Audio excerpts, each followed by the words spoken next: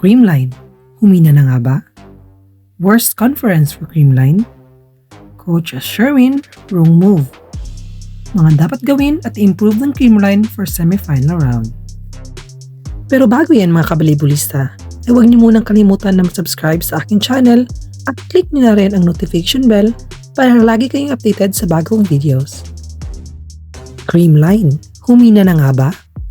Kahapon nga April 25, 2024 ay nasaksihan natin ang sagupaan ng dalawang magagaling na kupunan sa PVL, ang Creamline versus PLDT.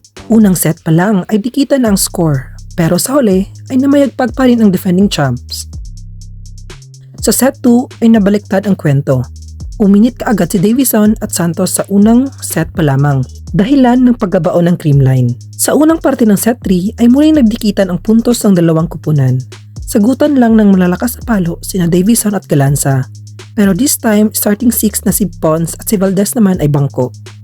Sa latter part ng set 3 ay pinasok si Samonte at agad itong nakapuntos through the block, dahilan upang ang PLDT ay makauna sa set point. Hindi na muling nakapuntos pa ang CCS at tinapos na nga ni Palumata ang set 3.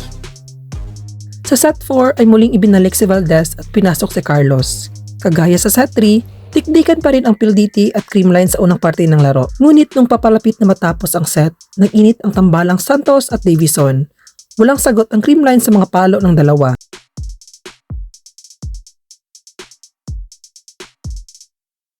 Lumaban pa ang Creamline sa dulo to extend the set pero pinigilan ito ni Santos with her powerful combination attack lead to a PLDT's match point.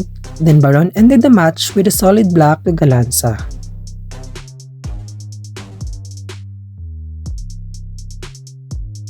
Worst conference for Creamline? First time since 2018, Creamline had 3 losses in a conference. First time since 2021, PLDT finally won against Creamline. Mandaming ang CCS fans ang nalungkot pero they still believe na babawi ang Creamline sa semi-final round. Coach Sherwin, wrong move? Hindi nga nagustuhan ng karamihan ang ginawang strategy ni Coach Sherwin dahil nga hindi ginawang starting 6 si Tots Carlos. Dahil alam naman natin ang kakayahan ni Tots Carlos. Pinabad lang si Kaloy ni Coach Sherwin noong set 4 at ang momentum ay still in PLDT.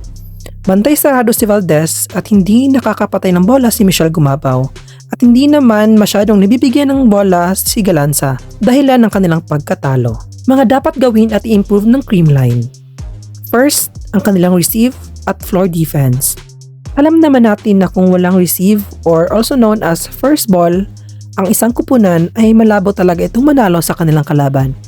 Dahil ang first ball ay ang unang reason bakit nakakagawa ng magandang play ang mga setters. Napansin ko nga na medyo shaky ang receive ng libero ng Creamline. Sa floor defense naman, medyo kulang pa rin sa pwestuhan ang depensa ng Creamline.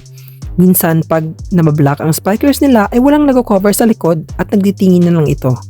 Pangalawa, ang setting distribution of setter. Upang malito pa ni Negrito, ang mga blockers sa kabila ay dapat balanse ang kanyang pagbigay ng kanyang spikers upang hindi ito mabasa ng kalaban.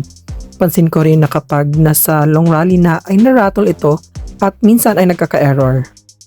At lastly ay ang transition into point. As what I have observed in their previous games ay hindi nila nakakonvert ang magagandang league sa likod nito into points. Nasasayang lang ito which is very unusual sa Creamline nung si Gia Di Guzman pa ang setter nila. Magaling nga ang Creamline sa mga loose ball dahil kahit na hindi maganda ang bigay na set ni Gia sa mga spikers niya ay nagagawa pa rin itong makapuntos at yan ang hindi nangyayari ngayon sa Creamline.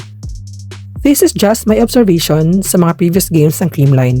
Walang personalan. I believe sa kakayahan ng Creamline and I know they will play good sa semis.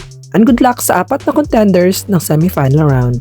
Ikaw kabalibulista, ano sa tingin mo ang kulang ng Creamline? Ano ang dapat gawin ng coach upang ma-defend pa nila ang kanilang titulo? Comment down below. And don't forget to subscribe. Thank you!